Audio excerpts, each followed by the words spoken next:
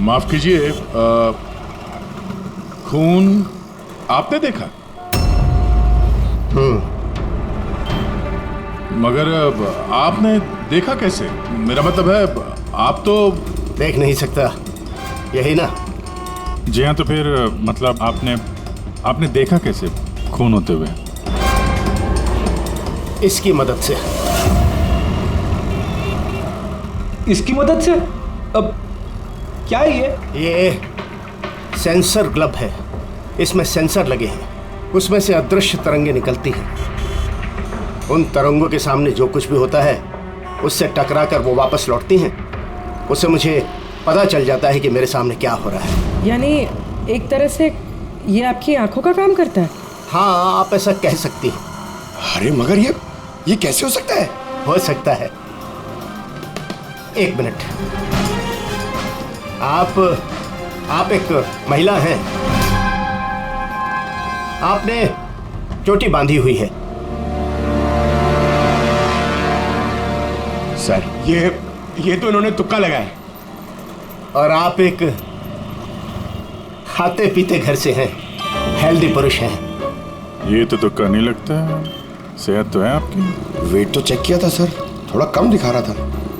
आपने कहा कि इस डिवाइस की मदद से आपने देखा किसी का खून हुआ है। लड़की का खून हुआ है सर, उसे गोली लगी है, गोली।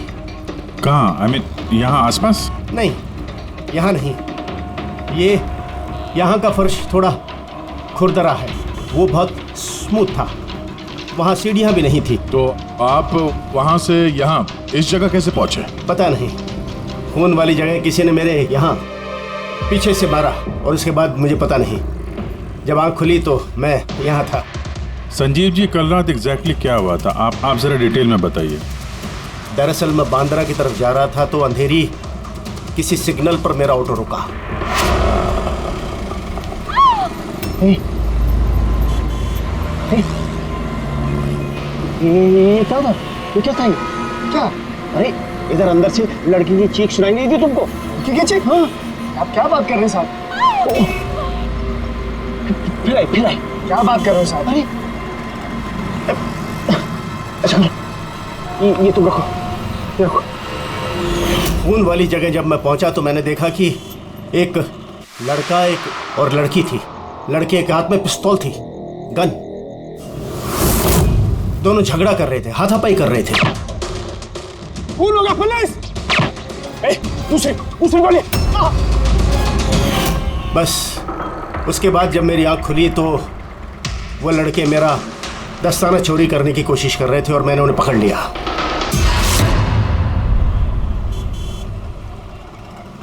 और आपके बेहोश होने के बाद कातिल आपको उठा के यहाँ लेके आया और यहाँ छोड़ के भाग गया?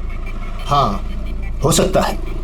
अच्छा, वो जगह कहाँ है जहाँ पे लड़की को गोली लगी है? नहीं सर, मुझे नहीं पता। अच्छा, अंधेरी में वो ऑटो जिस सिग्नल पे रुका था, जहाँ पे आपने लड़की की चीख सुनी थी, वो जगह मालूम है आपको? याद है? आई एम सॉरी, मैं इसमें आपकी कोई मदद नहीं कर सकता। इट्स ओके, आप चिंता मत कीजिए, हम उस जगह का पता लगा लेंगे। लेकिन कैसे? उस ऑटो ड्राइवर से पूछ लेंगे। इतने बड़े शहर में उस ड्राइवर को आप कहाँ ढूंढेंगे सर? मिल जाएगा। बहुत तेज नेटवर्क है इनका, पूरे शहर में फैला हुआ है, मिल जाएगा। इसका नाम पता वगैरह कुछ मालूम है आपको? उसने टोपी पहनी हुई थी और पुराने गाने बजा रहा था, 90s के दशक के। और उसके ऑटो में आग बुझाने का यंत्र भी लगा था। और हाँ, उसकी बातचीत से ऐसा लगता था जैसे वो उत्तर भारत का रहने वाला है। हेलो, क्या उत्तर भारत का रहने वाला है? पुराने गाने सुनता है, टोपी पहनता है, आग बुझाने वाला सामान भी है उसकी रिक्शा में। ठीक है, देखता हूँ।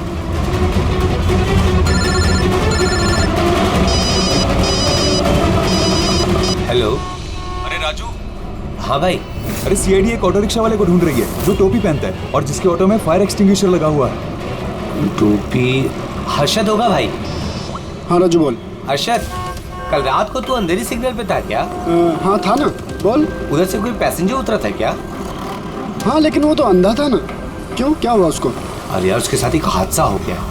सीआईडी वालों के साथ आया हुआ है, तुझसे मिलना चाहता है। सीआईडी? संजीव जी जी जरा देखिए, जरा ध्यान से, ये ऑटो वाला है, कुछ पता चलता है आपको? हाँ सर, इन्हें तो मैंने छोड़ा था। हाँ यही है यही। सर मैंने कुछ नहीं किया सर। अब मुझे कोई चीख सुनाई नहीं थी, और हाँ इन्हें चीख सुनाई दी थी, लेकिन सर मेरी बीवी बीमार थी, इसलिए मुझे हॉस्पिटल जाना था, इसलिए मैंने छोड़ के चला गया। डरो मत, तुम्हें कोई कुछ नहीं कहेगा। ये बताओ कि इनको यहाँ पे कहाँ पे छोड़ा था तुमने? ये सिग्नल पे छोड़ा सर। और यहाँ इस सिग्नल से ये किस तरफ गए साहब? ये सामने वाली गली में गए सर। ठीक है, तुम जाओ। Thank you very much, thank you. आइए आइए संजीव। संजीव जी। अरशद ने आपको यहाँ पे इस गली में आते हुए देखा था, लेकिन यहाँ पे दो रास्ते हैं, एक ये और एक ये।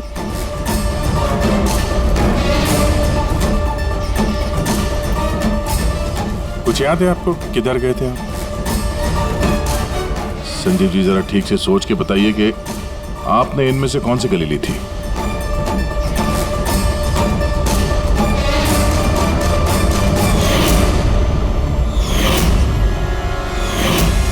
एक चिड़िया के आकार की मूर्ति मिली थी।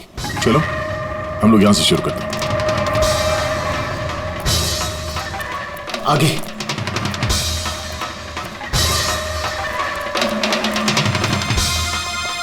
सर ये देखिए। संजीव जी, क्या यह है वो मूर्ति? हाँ हाँ यही।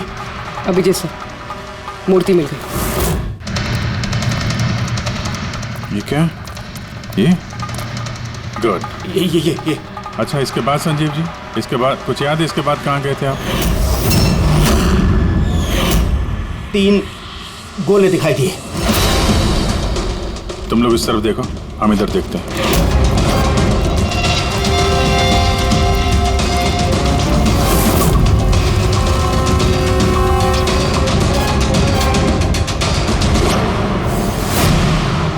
सर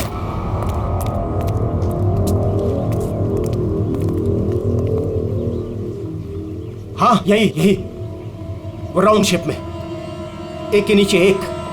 इसके बाद इसके बाद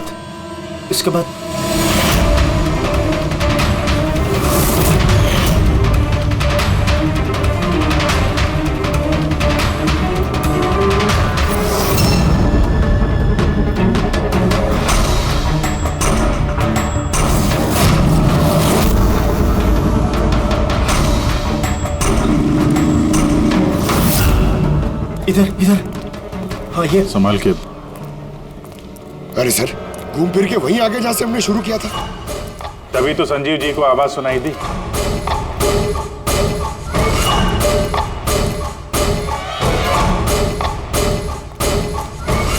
सर ये जगह तो मोहल्ले के बीचों बीच है, तो फिर किसी ने गोली चलने की आवाज कैसे नहीं सुनी? क्योंकि गन में साइलेंसर लगा हुआ था।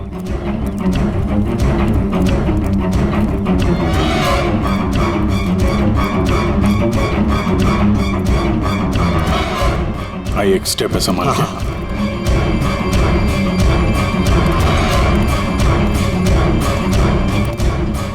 एक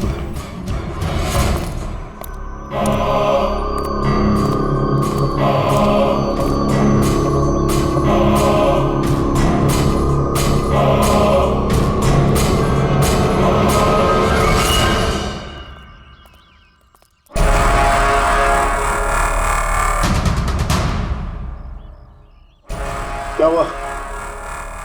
आप लोग रुक क्यों गए? क्या है यहाँ? क्या लाश मिली? संजीव जी, आपने कहा था कि गोली किसी लड़की को लगी है? हाँ, लड़की को लगी थी। मैंने उसे छू कर देखा था, वो घायल थी, खून निकल रहा था। क्यों क्या हुआ? लाश है यहाँ पे, लेकिन लड़की की नहीं, किसी लड़के की है। क्या?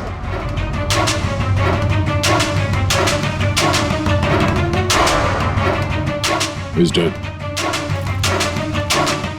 लगता है ये वही है जिसने उस लड़की को मारने की कोशिश की। सर संजीव जी के मुताबिक यहाँ पर 2 गोलियां चली थी। शायद ये दूसरी गोली से मरा।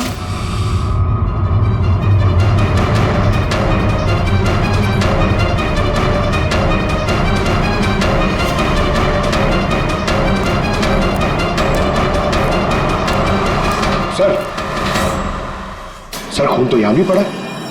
अगर इसका खून नहीं तो शायद उस लड़की का खून हो। गोली तो यहीं लगी होगी उसको सर। अगर लड़की को यहाँ पे गोली लगी है तो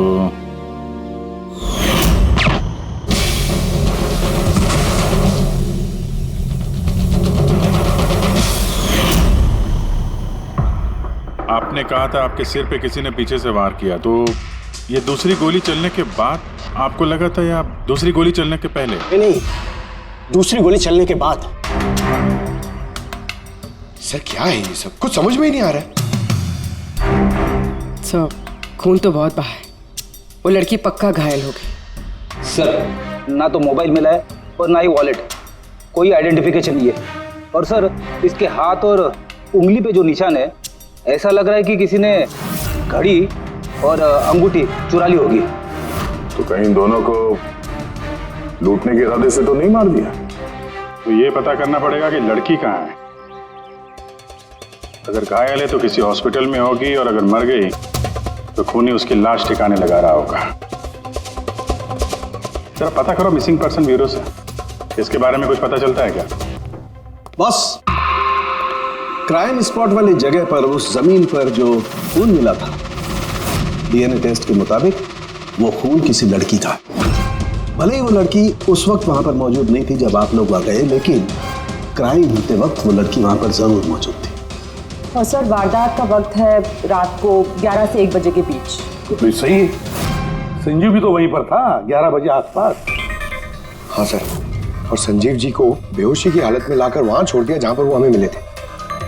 एक और बात सर, 2 गोली चली थी, इस लड़की को गोली लगी और वो वहीं पे बेहोश होकर गिर गई संजीव जी के पास। उसके बाद सर दूसरी गोली चली जो उस लड़के को लगी। इसका मतलब ये है कि संजीव जी के अलावा कोई तीसरा भी था वहां पे, जिसने इस घायल लड़की को वहां से कहीं ले गया और संजीव जी को भी उस जगह पे छोड़ दिया जहाँ पे वो मिले थे। हमने आसपास के एरिया में पता लगाया सर, वहाँ किसी ने भी किसी लड़का लड़की को आते या किसी घायल लड़की को जाते नहीं देखा। अच्छा सर, एक बात बता, अगर खूनी ने संजीव को क्राइम सीन से उठाकर उस जगह पे रख दिया जहाँ पे वो हमें मिला था, तो फिर हो सकता है उस आदमी के ट्रेसेस संजीव के कपड़ों पर हो। पता लगा सकता है कौन है वो? बिल्कुल पता लगा सकता हूँ, तो बस लग जा काम पे।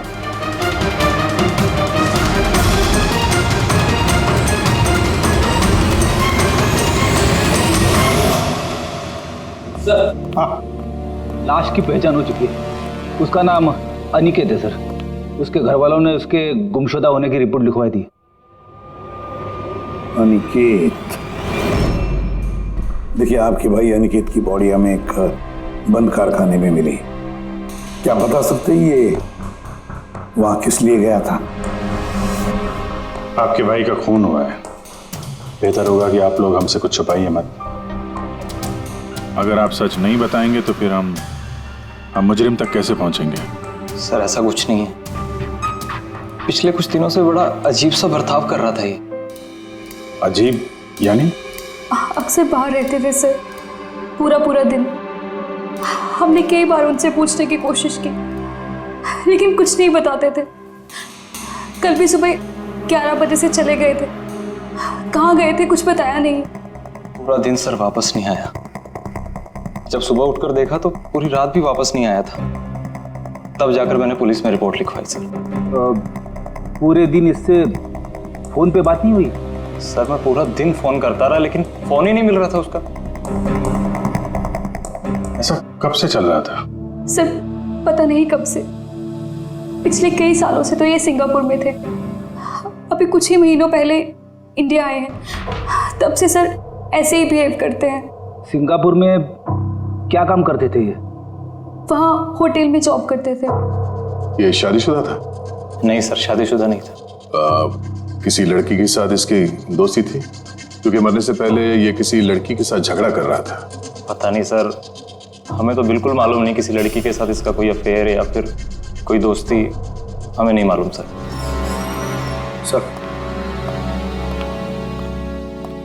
सर इन लोगों से अनिकेत का नंबर लिया और कॉल रिकॉर्ड्स चेक किए सर।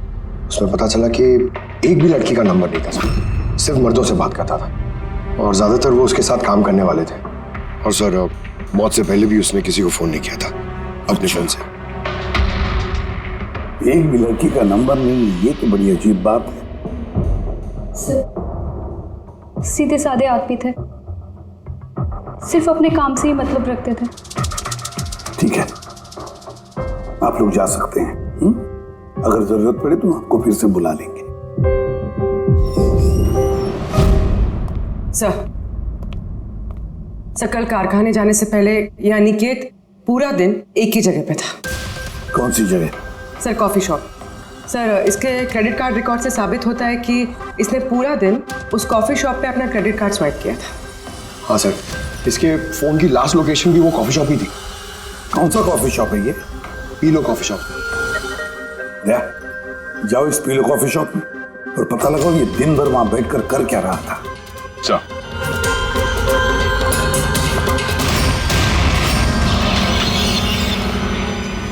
बस क्या खबर लाया? ऐसी खबर लाया हूं जो हमारे लिए बहुत जरूरी है। क्या? अनिकेत के कपड़ों में मुझे कुछ अलग अलग डीएनए सैंपल्स मिले। कुछ मतलब? कुछ माने 5 लोगों के डीएनए सैंपल्स मिले हैं बॉस। 5? हाँ, 5। और ये 5 लड़कियां हैं। और संजीव के कपड़ों में से हमें 2 डीएनए सैंपल्स मिले हैं और ये दोनों सैंपल्स अनिकेत के कपड़ों में से मिले सैंपल से मैच होते हैं। मतलब 5 में से 2 लड़कियां जिन्होंने अनिकेत को छुआ था, उन्होंने संजीव जी को भी छुआ है। मतलब अभिजीत, ये सारा काम 2 लड़कियों ने किया है।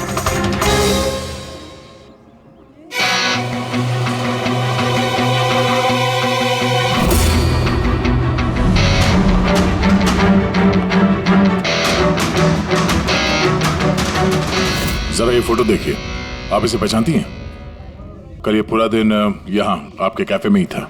हाँ सर, ये कल पूरा दिन यहीं पर था और कुछ रात को 10:30 के आसपास यहाँ से निकला था। ये अकेला था या कोई और भी था इसके साथ? मीतू, इधर आना जरा। जरा ये फोटो देखना, ये आदमी कल यही था ना?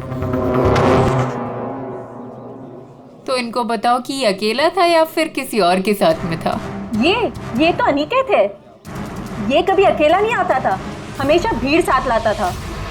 औरतों और लड़कियों की भीड़। और सिर्फ कल नहीं, ये हमारा रेगुलर कस्टमर है, अक्सर यहाँ आता है। और ये हमेशा वही लड़कियों के साथ आता था या अलग अलग? अलग अलग आती थी सर, दिन में कम से कम 3-4। काफी पहुंचा हुआ बंदा था ये। एक बार मैंने उसे पूछा भी था कि इतनी सारी लड़कियों से दोस्ती हुई कैसे, तो उसने मुझे बताया था कि उसके मोबाइल में एक ऐप है, कोई डेटिंग ऐप, वहीं उसे ये सारी लड़कियां मिलती थी।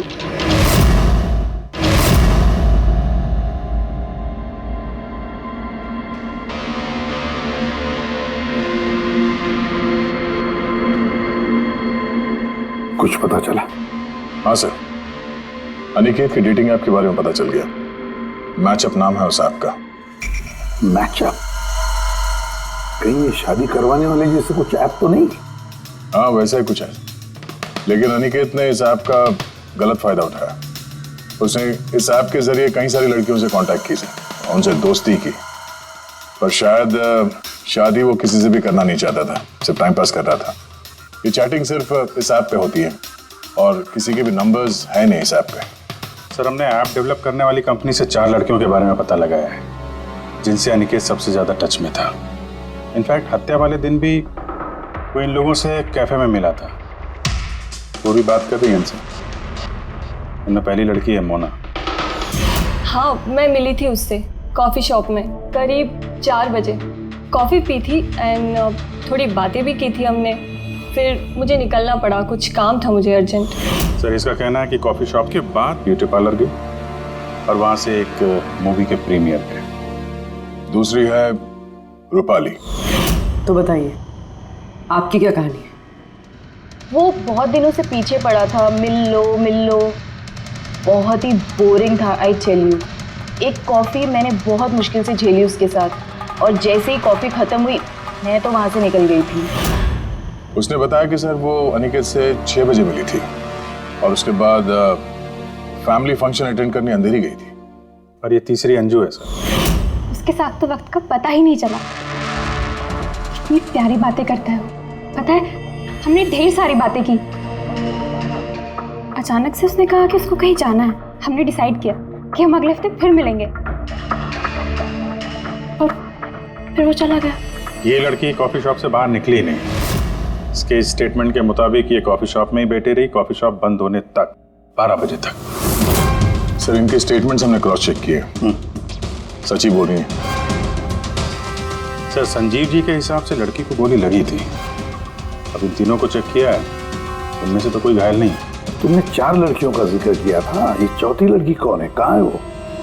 सर चौथी लड़की है एरिका। हमने इस ऐप पे उससे कांटेक्ट करने की कोशिश की पर उसने अभी तक रिस्पॉन्ड नहीं किया। काम करो, इस एरिका से जाकर मिलो।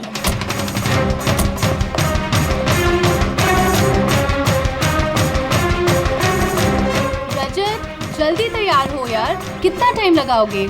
इतना टाइम तो लड़कियां भी नहीं लगाती हैं। आ रहा हूँ बाबा, 2 मिनट। Excuse me. जी कहिए, किससे मिलना है? एरिका। एरिका मैं ही हूँ, पर आप? सीआईडी। सीआईडी? क्या ये सब? क्या बात होगी सर, कोई प्रॉब्लम है क्या? एरिका जी, हमने आपको मैसेज भेजा था मैचअप ऐप पे। आपको सीआईडी ब्यूरो में आने के लिए कहा था, आप आई नहीं तो हमें खुद आना पड़ा। Matchup app? ये क्या है? डेटिंग ऐप है। Dating app? तुम इस डेटिंग ऐप पे क्या कर रही हो? सुनो, इनसे कोई गलती हुई है, मैं किसी भी डेटिंग ऐप पे नहीं हूँ। ऐसे कैसे हो सकता है? आपका प्रोफाइल है, आपकी डिस्प्ले पिक्चर है।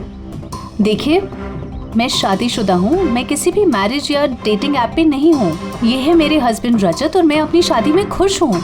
मुझे ये सब करने की क्या जरूरत है? एरिका जी, अगर आप सच बोल रही हैं तो ये क्या है? आपका प्रोफाइल इस डेटिंग ऐप पे कैसे है? देखिए, सच में मैं नहीं जानती कि ये क्या है। मैंने ऐसा कोई प्रोफाइल नहीं बनाया है। तो आपके कहने का मतलब है कि आपके नाम से किसी और ने फेक आईडी बनाया है। वैसे आप किसी अनिकेत नाम के शख्स को जानती हैं? अनिकेत? ये नहीं सर, मैं इसे नहीं जानती। सर क्या कर रहे हैं आप लोग? क्यों बुलाया है हमें यहाँ? हमने आप लोगों को नहीं बताया, मगर अनिकेत जिसे आप लोग कॉफी शॉप में मिले थे, उसका खून हो गया उसी रात। लेकिन सर, हम लोग क्यों मारेंगे उसको? हम तो ठीक तरह से जानते भी नहीं थे उसको। इनफैक्ट इस हादसे के कुछ दिन पहले तो उससे चैट हुई थी हमारी ऐप पे। हाँ, और उसी दिन तो मैं पहली बार मिली थी उससे। और मेरी तो ऐसे सच उससे कोई दुश्मनी भी नहीं थी, और मैं तो उस ऐप पे भी नहीं थी। मैं उसे जानती तक नहीं हूँ। उस ऐप की प्रोफाइल में आपकी पर्सनल फोटोग्राफ है। वो फोटोग्राफ वो आपके पर्सनल फोन से ली गई है। किसी बहरूपी के पास आपकी पिक्चर्स कहाँ से आई? हाँ मैम, मैं नहीं जानती उसके पास मेरी तस्वीर कैसे आई। मेरा फ़ोन कुछ दिन पहले खो गया था। फोन चोरी हो गया? कहाँ पे? सर पता नहीं, याद नहीं आ रहा। कोई बात नहीं, आप लोग थोड़ी देर के लिए हमारे साथ कोऑपरेट कीजिए, पता चल जाएगा खूनी कौन है। रेडी?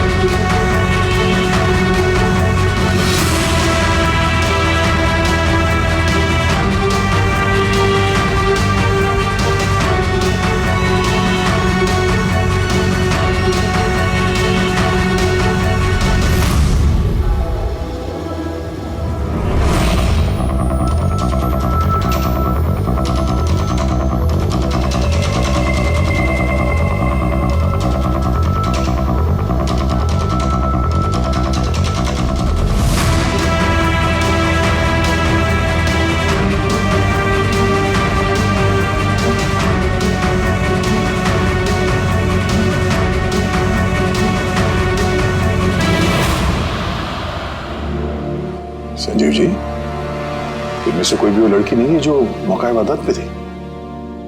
इनमें से कोई नहीं है। ठीक है, फिलहाल आप लोग जा सकते हैं। Thank you.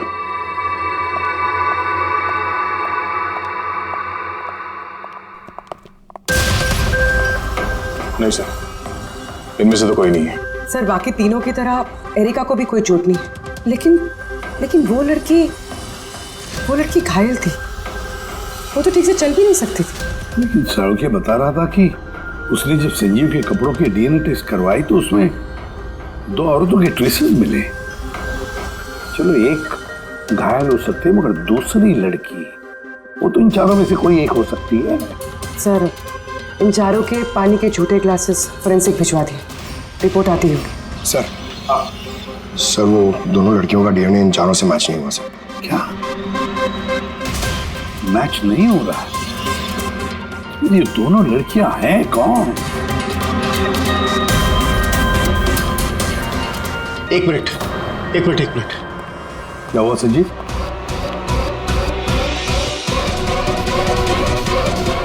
एसीपी साहब, मैं इस महक को पहचानता हूं। महक को? मेरा आफ्टर शेव होगा सर।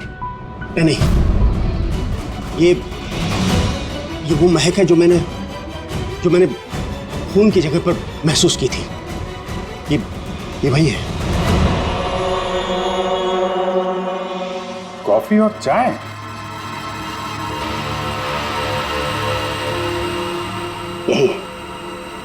यही महक थी। खून वाली जगह यही महक थी सर।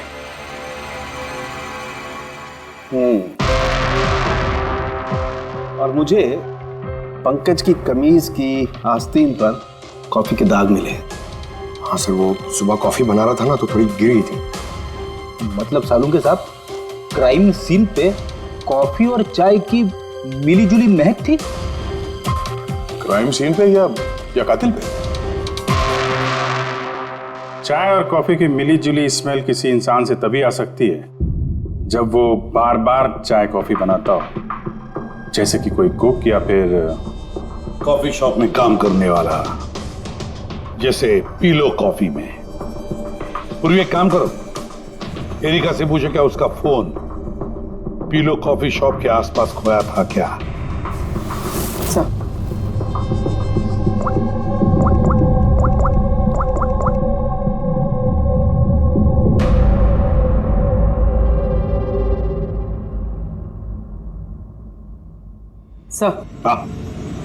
सर उसका फोन वहीं गुम हुआ था, उसी कॉफी शॉप में।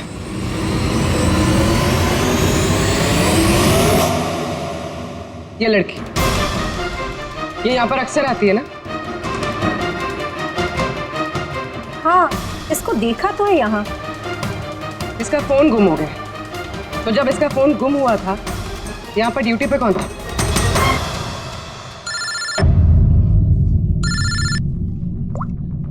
हेलो। हाँ बेटी। ओह गुड, ठीक है, हम लोग अभी वहां पहुंचते हैं। पूर्वी सर,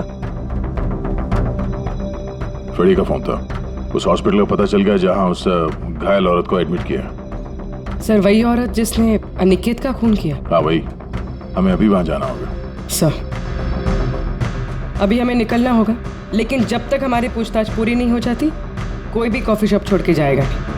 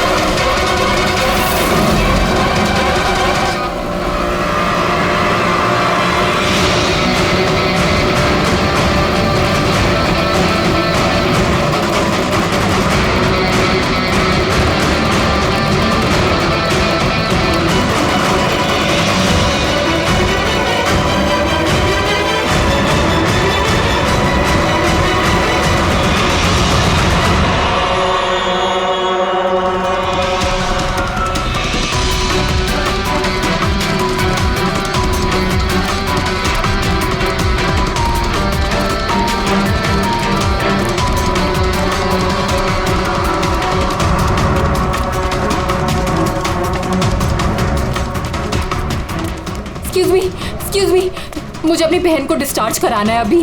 अब अभी के अभी डिस्चार्ज पेपर्स तैयार कीजिए। डिस्चार्ज?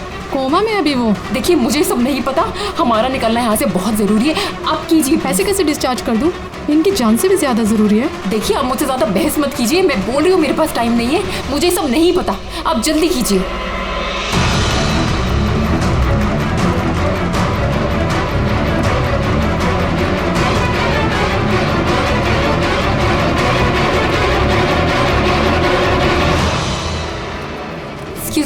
एक्सक्यूज मी, मुझे अपनी बहन स्वप्ना को डिस्चार्ज कराना है अभी के अभी। आप प्लीज उनका बिल पेमेंट बताएंगी पूरा? Excuse me. लगता है बहुत जल्दी है आपको।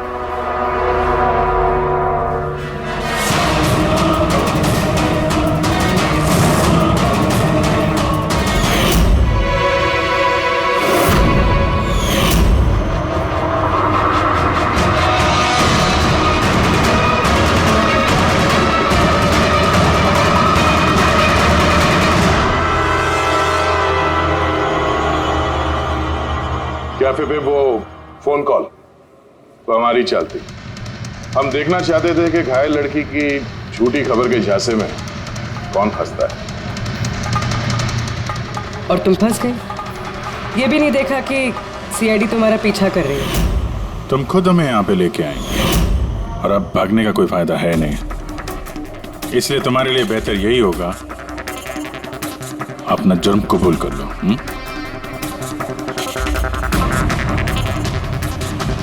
अनिकेत ने मेरी बहन को जीती जी मार दिया था। वो लोग सिंगापुर में मिले थे और वहीं पर उसने मेरी बहन से शादी का वादा करके उससे सगाई कर ली थी और फिर शादी की हर बात को टालता रहता था वो। मेरी बहन जब भी डेट फिक्स करने की बात करती थी शादी की तो हमेशा कोई बहाना करता रहता था। और अभी 6 महीने पहले उसने बोला कि उसकी माँ बीमार है और उसको इलाज के पैसे चाहिए अपनी माँ के लिए। मेरी बहन ने पूरी सेविंग्स दे दी अपने उसे और उसने बोला कि वो सिंगापुर से वापस आके मेरी बहन से शादी करेगा। पैसे लेकर अनिकेत सिंगापुर से मुंबई आ गया। हाँ, स्वप्ना उसका इंतजार करती रही, वो भी पूरे 3 महीने। फिर एक दिन मैंने देखा कि वो मुंबई में किसी कैफे में था, वो भी अलग अलग लड़कियों के साथ। इसका मतलब वो स्वप्ना से शादी नहीं करने वाला था? नहीं, वो स्वप्ना को धोखा दे रहा था। वो उसके कमाए हुए पैसे और लड़कियों में उड़ा रहा था। और उसकी कोई माँ बीमार नहीं थी, बल्कि उसकी कोई माँ ही नहीं थी। उसकी माँ कब की मर चुकी थी। तो इसलिए तुमने उससे बदला लेने का प्लान बनाया? स्वप्ना को मेरी बात पे विश्वास ही नहीं था, वो उसके प्यार में अंधी हो गई थी। उसको सबूत चाहिए था, तो अनिकेत का सच सामने लाने के लिए मैंने एरिका का फोन चुरा लिया और उसके नाम से मैंने मैचअप ऐप पे उसकी फेक प्रोफाइल बना ली और अनिकेत से चैटिंग करती रही मैं, और वो इजीली मेरे झांसे में आ गया। फिर मैंने उस दिन वहां पर उसको फैक्ट्री में बुलाया और साथ में स्वप्ना को भी बुलाया ताकि वो अपने आंखों के सामने सब कुछ देख सके। पर उस दिन जब मैं वहां पर गई तो मेरे सामने। ये क्या कर रही हो तुम? हिसाब चुकता कर रही हूँ। तुमने जो मेरे साथ किया उसी की सजा है ये। मैं सब जानती, तुमने मेरे पैसे कहाँ कहाँ खर्च किए और कितनी लड़कियों को बेवकूफ बनाने वाले हो Aniket. Please drop the gun. Aniket please please please. पैसे चाहिए तुझे? निकल यहाँ से, चुपचाप निकल यहाँ से। छोड़ उसको, छोड़। जब बोला ना निकल यहाँ से।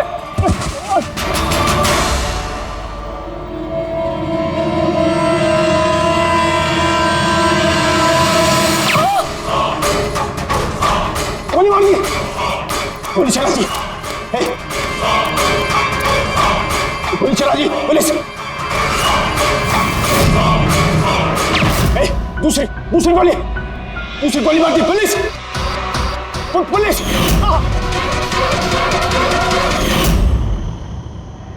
तुम्हें पता है अनिकेत की लाश तक हमें उसी संजीव ने पहुंचाया, तो देख नहीं सकता था। लेकिन उसके संवेदी दस्ताने, सेंसिटिव ग्लव्स, आंखों से कम नहीं। बदले की भावना में तुमने अनिकेत का खून कर दिया, लेकिन अब सारी जिंदगी जेल में गुजरेगी। और तुम्हारी बहन स्वप्ना, जिसके लिए तुमने ये सब किया, एक तो पहले से ही कोमा में है, और जब कभी भी कोमा से बाहर आएगी तुम्हारे पास ही पहुंचेगी, जेल की सलाखों के पीछे।